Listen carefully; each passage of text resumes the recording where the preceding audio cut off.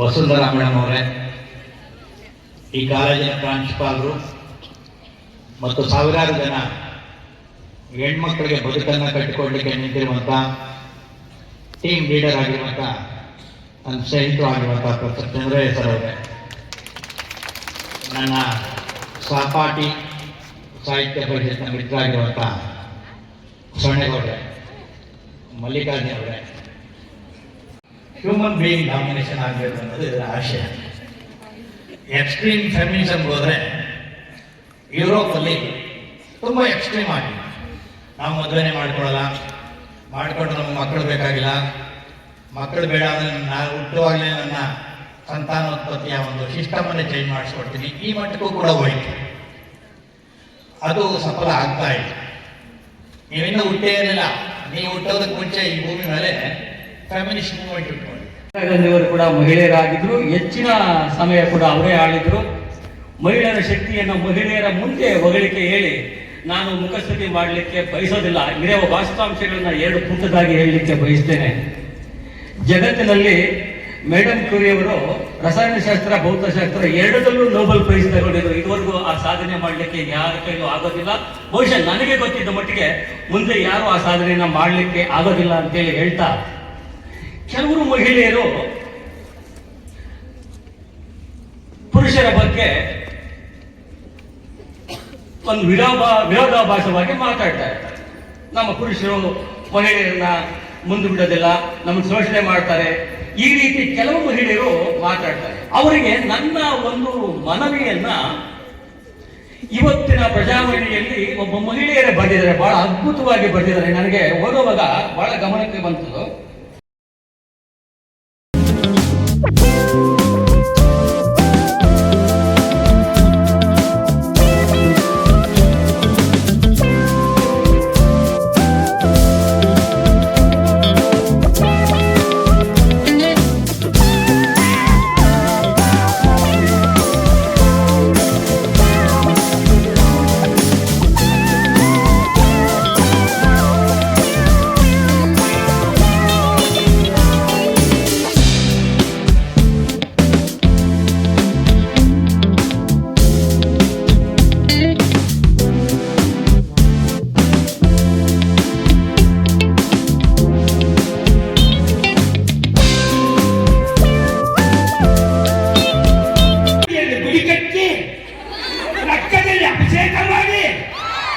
ತನ್ನ ಕೈಯನ್ನು ಹಾಳು ಮಾಡಿ 9 ತಿಂಗಳು ಹೊಟ್ಟೆ ಇಟ್ಕೊಂಡು ಪೂಜಿಸಿ ನಮ್ಮ ಮಾತನಾಡ ದೇವತೆಯೇ ನಮ್ಮ ತಾಯಿ. 3 ಜನ ಕಳಿಸ್ತಾ ಇದ್ದಾರೆ. ಆ ಕುಟುಂಬದವರು ಶತ್ರುಗಳಾಗಂದ್ರೆ ಸಹನೆ ಇಲ್ಲದ ಹೆಂಡತಿ, ಸಂಪಾದನೆ ಇಲ್ಲದ ಗಂಡ, ಮಾತು ಕೇಳಿದ ಮಕ್ಕಳು, ಇವು ಬಂಗಾರ ಕುಟುಂಬದ ಶತ್ರುಗಳು. ಎಲ್ಲರಿಗೂ ಅಂತಾರಾಷ್ಟ್ರೀಯ ಮಹಿಳಾ ದಿನಾಚರಣೆಯ ಶುಭಾಶಯಗಳು. ನಾನು ಸರ್ಕಾರಿ ಪ್ರಥಮ ದರ್ಜೆ ಮಹಿಳಾ ಕಾಲೇಜು ಚಿಕ್ಕಬಳ್ಳಾಪುರ ಇಲ್ಲಿ ಪ್ರಾಂಶುಪಾಲರಾಗಿ ಕೆಲಸ ಮಾಡ್ತಾ ಇದ್ದೀನಿ. ನಮ್ಮ ಕಾಲೇಜು ವಿಶೇಷವಾಗಿ ಹೆಣ್ಮಕ್ಳು ಕಾಲೇಜ್ ಆಗಿರೋದ್ರಿಂದ ಅಂತಾರಾಷ್ಟ್ರೀಯ ಮಹಿಳಾ ದಿನಾಚರಣೆಯನ್ನ ಸಂಭ್ರಮದಿಂದ ಆಚರಣೆ ಮಾಡಿದ್ದೀವಿ. ಇವತ್ತು ಈ ದಿನದ ಅಂಗವಾಗಿ ಸಾಧನೆ ಮಾಡಿದಂತ ಹಲವಾರು ಮಹಿಳೆಯರಿಗೆ ಸನ್ಮಾನ ಮಾಡೋದ್ರ ಮೂಲಕ, ಜೊತೆಗೆ ವಿದ್ಯಾಭ್ಯಾಸದಲ್ಲಿ ಗಣನೀಯವಾದ ಆಸಕ್ತಿ ತೋರಿಸಿದಂತ ವಿದ್ಯಾರ್ಥಿನಿಯರನ್ನ ಗುರುತಿಸಿ ನಾವು ಇವತ್ತು ಸನ್ಮಾನವನ್ನ ನಡೆಸ್ಕೊಟ್ಟಿದ್ದೀವಿ. ಆ ಮೂಲಕ ಎಲ್ಲ ಮಹಿಳಾ ಸಮುದಾಯ ಜಾಗೃತರಾಗಲಿ ಅನ್ನೋ ಒಂದು ಉದ್ದೇಶ ಇಟ್ಕೊಂಡು ಇವತ್ತೊಂದು ಕಾರ್ಯಕ್ರಮವನ್ನ ಆಯೋಜನೆ ಮಾಡಿದ್ವಿ. ಅತ್ಯಂತ ಸುಂದರವಾಗಿ ಮೂಡಿ ಬಂದಿದೆ ಕಾರ್ಯಕ್ರಮ.